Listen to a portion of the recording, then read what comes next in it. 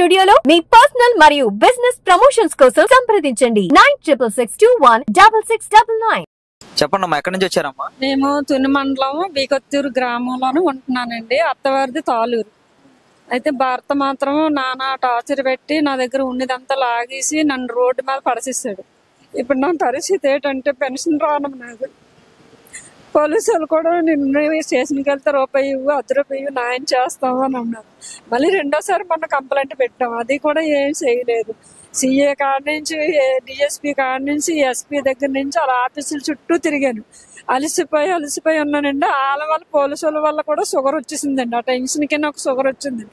సగం భర్త వల్ల, సగం బడా బాబుల వల్ల, సగం మేము ఉన్న ఊర్లో నన్ను టార్చర్ పెడుతున్నారు, నరకం చూపిస్తున్నారు. అలాంటిది ఇలాంటిది లంచ్ అంటున్నారు. ఇంకా నోటుకు వచ్చినట్టుగా పేలుతుంటారు. నేను ఎవరితో చెప్పుకోవాలండి? ఎక్కడికో ఆడవాళ్ళు మగవాళ్ళను, కానీ ఈ పేరు ఆ పేరుని ఎవరని చెప్తామండి? ఊర్లో ఉండవు అని ఆడది మగవాడు కూడా బెదిరింతున్నారండి. భర్త వదిలేసి నేను రోడ్డు మీద పెడితే అద్దెకుంటే అద్దె ఇంటికాల అమ్మకి కూడా చెప్తాను, ఇలాంటిదానికి ఇల్లు ఎందుకు ఇచ్చావు, ఈవిడ ఏం చేసిందని ఆవిడ అడగలేదు. ఇలాంటిదానికి ఎందుకమ్మా, దేనికో ఖర్చు. నాది ఎక్కడ సబ్బూరం మండలం, గొర్రెవానిపాలెం, విశాఖ జిల్లా నాది. నేను కాకినాడ జిల్లా కోడలి. మరి ఎందుకో సార్ అసలు నాకు తెలియట్లేదు. నరకం చూపిస్తున్నారు. ఎక్కడికి వెళ్తాను, ఇవాళ ఎవరో పోతుంది, బ్యాగ తగిలించుకొని పోతుంది.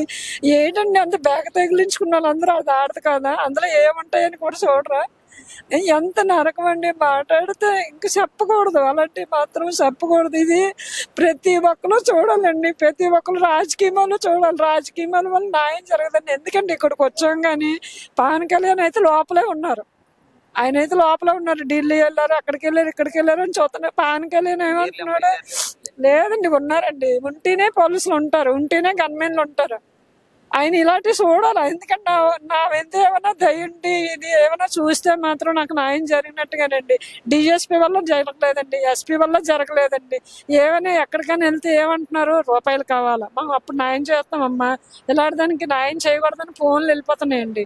పోలీసుల దగ్గరికి ఎక్కడెక్కడి నుంచి వెళ్తాను, ఎవరు కలుస్తున్నామో ఫోన్లు మాత్రం వెళ్తున్నాయి. మాది తునికి వస్తుందండి, తునికే వస్తుంది. ఎమ్మెల్యే ఎవరో మొన్న ఎక్కారండి. ఇంత ముందు ఉన్న వేస్ట్. మా ఆవిడ ఎక్కింది కానీ ఆవిడకి ఇంకా ఇలాంటివన్నీ తెలియదు. వాళ్ళ వెనకాతలు ఉన్నారులేండి. ఎందుకు వేస్ట్ అండి? వాళ్ళు ఎక్కినా సరే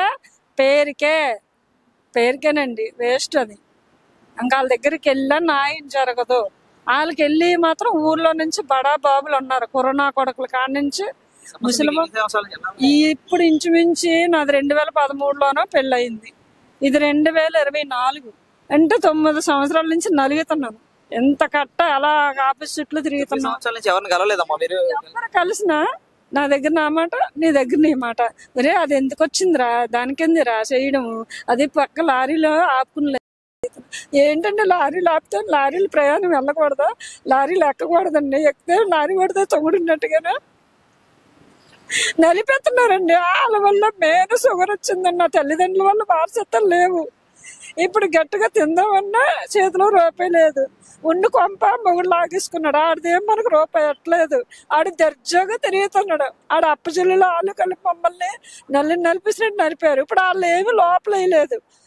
పెళ్లి నాళ్ళు ఏంటి, ఇవాళ కొత్తగా వాళ్ళందరూ వచ్చి తీసుకొచ్చి ఇవాళ వెనక నుంచి నడిపిస్తాను డ్రైవరు. 9 సంవత్సరాలు అయిందండి అదే ఊర్లో ఓటేసాం. ఆ సైకో వాడికి ఓటేసాను. ఇప్పుడు ఇక్కడ వీళ్ళకి వేసాను. వీళ్ళకి మరి ఇప్పుడు ఏం చేస్తారో చూస్తున్నాం, న్యూస్ లో చూస్తున్నామండి. సైకో ఇప్పుడు ఉన్నాడు కదా, ఓడిపోయినాడు. ఆడికి ఓటేసాను. ఆడు ఓటేసి ఏమి ఇచ్చాడన్నాడు? ఇచ్చిన వాళ్ళకి గుండ్లు సీరియస్ ఉండాలి కట్ట, ఇంట్లో ఉన్న వాళ్ళకి 3 వేసి పింఛనీళ్ళు వస్తాయా? భర్త వదిలేసిన వాళ్ళకి పింఛన్ ఇవ్వడా? ఇప్పుడు ఏంటి, ఇప్పుడు వీళ్ళు ఎక్కారు ఏదో పసుపు కుంకాల కింద 2,500లోనూ జాకెట్ ముక్క కొడసేసింది. ఇప్పుడు ఈవిడ ఎవరో ఆవిడ. ఆ తర్వాత ఇప్పుడు ఇంకొకరు ఎవరో అది ఎక్కేసింది. పెద్ద డిగ్రీ కప్పులు చెప్తుంది. నేను హోంమంత్రి అయిపోయాను, ప్రధానమంత్రి అయిపోయాను, నాకు న్యాయం చేసేస్తారు. నా దగ్గరకు వచ్చేది నేను న్యాయం చెప్పేస్తాను. వాళ్ళ దగ్గరికి వెళ్తే ఏం చెప్పేస్తారు? ఒక 5 నిమిషాలు కూల్ చేసేస్తారు, అలా చేసేస్తారమ్మా, ఇలా చేసేస్తానమ్మా అని అంటారు. ఇప్పుడు మరి పవన్ కళ్యాణ్ బాబు మరి ఏం చేస్తారని అందరూ అడుగుతున్నారు కదా. ఎక్కారు 150 రోజులు అయినట్టుగా ఉంది కదా ఇప్పటికి. మరి ఏమైనా నువ్వు చూస్తున్నావు లేడీస్ కి మాత్రం న్యాయం చేయాలని. న్యాయం ఏం చేస్తారు? డిఎస్పీ మంచోడు కాదు, ఎస్పీలకు ఆమెనే, మన దగ్గర మనం మాట్లాడతారు, అటు వెళ్తే అనే మాట్లాడతారు. ఈ పోలీసులకి ఏం చెప్తారో నాకు మీ సమస్య పవన్ కళ్యాణ్ గారి దగ్గరికి వెళ్తే తిరిగిద్దంటారా? తీరుతుందనేటి తీరుతుందనే అంత దూరం నుంచి నలిగిపోయి మేము ఇంత దూరం రాత్రి ప్రయాణాలు చేసుకొని ఇంత దూరం వచ్చాం, అడ్రస్లు కొనుక్కొని ఇక్కడికి వచ్చాం. పవన్ కళ్యాణ్ చూడాలి, ఈ మీటర్ చూడాలి. ఇప్పటి వరకు ఎంతో మంది నలిగిపోయి ఏంటి ఆడపిల్లలు మగవాళ్ళ చేతుల్లో నలిగిపోయారు. ఇప్పుడు వరకు మన అందులో ఒక దాన్ని ఒక గింజ అనుకుంటారేమో. భర్త వల్ల ఫలానా తుని మండలము తాలూరు బీకొత్తులో నివాసం ఉంటున్నాను నేను. నన్ను బతకను అనేది వాళ్ళ జట్టు గాని వాళ్ళ కుటుంబం గాని రోడ్ల మీద కనపడితే మాత్రం ఒక చూసినట్టే చూస్తున్నారు. అదే నేను అదే అంటున్నాను ఇప్పుడు కూడా. ఈ మాట క్లియర్గానా బడా బాబులు ఏంటి తెలుసా, పెన్షన్లు వస్తాయండి, రేపు ఒక రోజు వస్తాయి వాళ్ళకి. ఇలా చూస్తారు, చూసి పెన్షన్ వాళ్ళకి ఇస్తున్నారు అంటే ఏటి కొంపలు ఉన్న వాళ్ళకి 4 మై మాటలు ఎలగలగలగా అనుకున్న వాళ్ళకి 15,000 ఉంచుకున్న 4,000. మరి ఏ రోగం రాలేని వాళ్ళకి షుగర్ ఉన్న వాళ్ళకి ₹1 అంటే పెన్షన్ పెట్టానండి, బతకనే బతుకుతామండి. ఇటు సొంత కొంపలేదు, ఇంటి కట్టుకోవాలి, పోషకారం మందులు కొనుక్కోవాలి. ఉంటే కూలికి వెళ్తే మాత్రం ఆడే అన్నాలు ఇచ్చేస్తారండి డబ్బులు. 100, 200, 200, 100 తోటి వచ్చేస్తాయండి డబ్బులు. ఎంత నరకం అండి. మరి మరి చేస్తారనే న్యూస్ లోను రోజు చూస్తున్నామండి.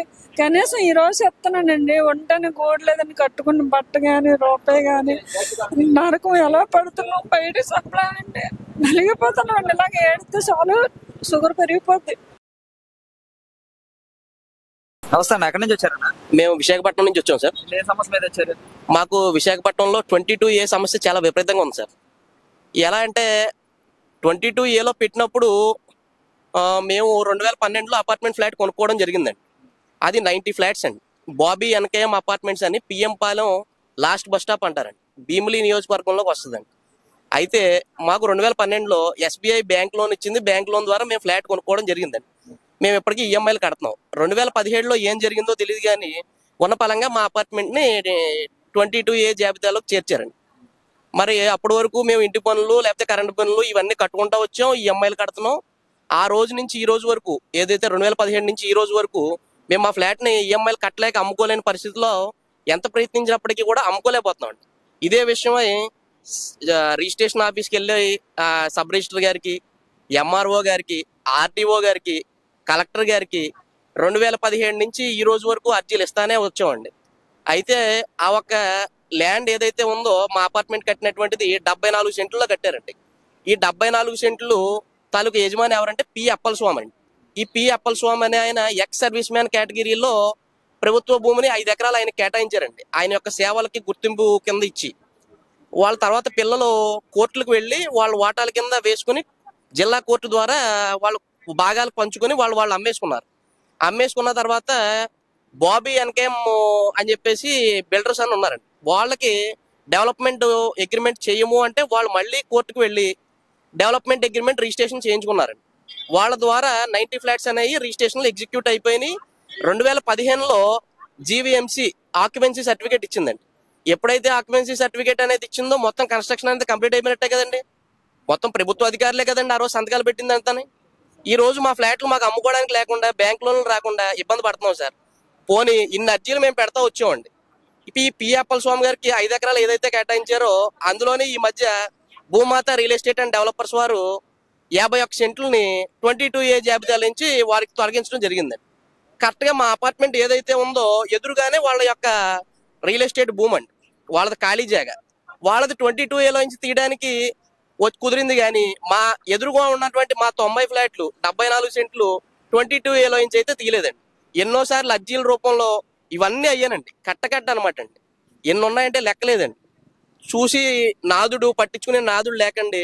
రేపు వస్తాం, మాపు వస్తాం, ఎల్లుండి తీస్తాం, కలెక్టర్ గారు రావాలి, జాయింట్ కలెక్టర్ గారు రావాలి, వస్తారు చూస్తారు అంటున్నారే తప్ప మాకైతే పని జరగట్లేదు సార్. ఏదైనా ఇక్కడికి వస్తే న్యాయం జరుగుతుంది జనసేన ఆఫీస్కి వస్తే అని అందరూ అంటుంటే తప్పకుండా నాకు కూడా లేదా మా 90 మంది ఫ్లాట్ ఓనర్స్ అందరికీ కూడా న్యాయం జరుగుతుందని వాళ్ళందరి తరపున నేను ఈ యొక్క రిప్రజెంటేషన్ మన పవన్ కళ్యాణ్ గారి ఆఫీస్లో మాకు న్యాయం జరుగుతుందని ఇవ్వడానికి వచ్చాను సార్. తప్పకుండా చేస్తారండి. మేము ఆయన పార్టీ పెట్టిన కాడి నుంచి ఆయన యొక్క ఏదైతే వాక్యాలు ఉన్నాయో ప్రతిదీ శిరసావహిస్తా వచ్చామండి. ఆయన అంటే విపరీతమైన అభిమానం, ఆయన చెప్పినట్టుగానే చేస్తాం. మరి ఎంత అభిమానంగా చూసుకునే మమ్మల్ని కూడా ఆయన ఒకటే అన్నారు, ఇది మన ప్రభుత్వం, మనకు న్యాయం జరుగుతుందని. తప్పకుండా ఈ యొక్క ఏదైతే మా ఒక బాబీ అనకే మా అపార్ట్మెంట్ 90 ఫ్లాట్స్ వాళ్ళు పవన్ కళ్యాణ్ గారి దగ్గరికి వస్తే న్యాయం జరుగుతుంది అని మొదటి నుంచి మాట్లాడుతుంది నేనే అండి. ఈవేళ జరిగితే ఆ 90 మంది నోరు ఎల్లబెడతారండి. వాళ్ళు ఎవరికి రాజకీయ నాయకులు చేస్తారు అనే నమ్మకం లేదండి, కానీ చేస్తారు అనే నమ్మకం మీద నేను వచ్చి వాళ్ళ తరపున నేను రిప్రజెంట్ చేస్తున్నానండి. ఈవేళ ఇది గెలిచాను అంటే 90 మంది తాలూకా మనసులు గెలిచినట్టే అండి. ఎందుకంటే ఎంతో మంది ఉన్న ఏ ఒక్కళ్ళు కూడా పట్టించుకోవట్లేదండి సమస్యని. అధికారులు అంటున్నారు, ప్రజాస్పందనలు అంటున్నారు, పేపర్లు తీసుకుంటున్నారు, మూలనాడేస్తున్నారు. ప్రతి వారం వెళ్తున్నాం, అర్జీలు ఇస్తున్నాం, పీజీఆర్ఎస్ అని చెప్పి పబ్లిక్ గ్రీవెన్స్ మండే గ్రీవెన్స్లు ఇస్తున్నాం అండి, తీసుకుంటున్నారు, అలా పక్కన పెట్టేస్తున్నారండి. నెక్స్ట్ వీక్ అంటున్నారు. ఎన్ని నెక్స్ట్ వీక్లు అండి? డబ్బు ఉన్న ఓడికేమో రేపే ఎల్లుండో వచ్చేస్తారు, సైట్ విజిట్లు చేసేస్తారు, తీసేస్తారు. అంటే 90 కుటుంబాలు, మధ్యతరగతి కుటుంబాలు లోన్లు పెట్టుకుని నానా రకాల ఇబ్బందులు పడుతున్నాం సార్. చెప్పుకోలేని బాధలు ఉన్నాయి సార్. అవన్నీ చెప్పుకుంటే ఇబ్బందులు పడతారు రకరకాల వాళ్ళు. నా వరకు వచ్చేటప్పటికి నాకు ఓ రకమైన సమస్య, మా ఇంటి పక్కన వాళ్ళకి ఓ రకమైన సమస్య. కొంతమందికి అయితే పెళ్లిళ్ళు చేయడానికి అదే ఫ్లాట్ కట్నాలు రాయాలని ఆడపిల్లలు పెళ్లిళ్ళు అవ్వక ఇబ్బంది పడుతున్నారండి. ఈ ఒక్క అధికారుల తాలూకా ఏవైతే చేసేటప్పుడు ఇందులో 90 ఫ్లాట్లు కట్టేసి ఉన్నప్పుడు మీరు పర్మిషన్లు ఇచ్చేసినప్పుడు ఇది 22A జాబితాలో మళ్ళీ మీరు ఎలా పెట్టారు? ఇది అధికారుల యొక్క తప్పిదమా కాదా? మీరు పర్మిషన్లు ఇచ్చారు, మీరే రిజిస్ట్రేషన్ చేశారు, మీ ఇంటి పనులు కట్టించుకుంటున్నారు, కరెంట్ బిల్లులు కట్టించుకుంటున్నారు. ఏంటండి అసలు ఇది? అలా అడిగితే న్యాయం లేదు ఈ రోజుల్లో.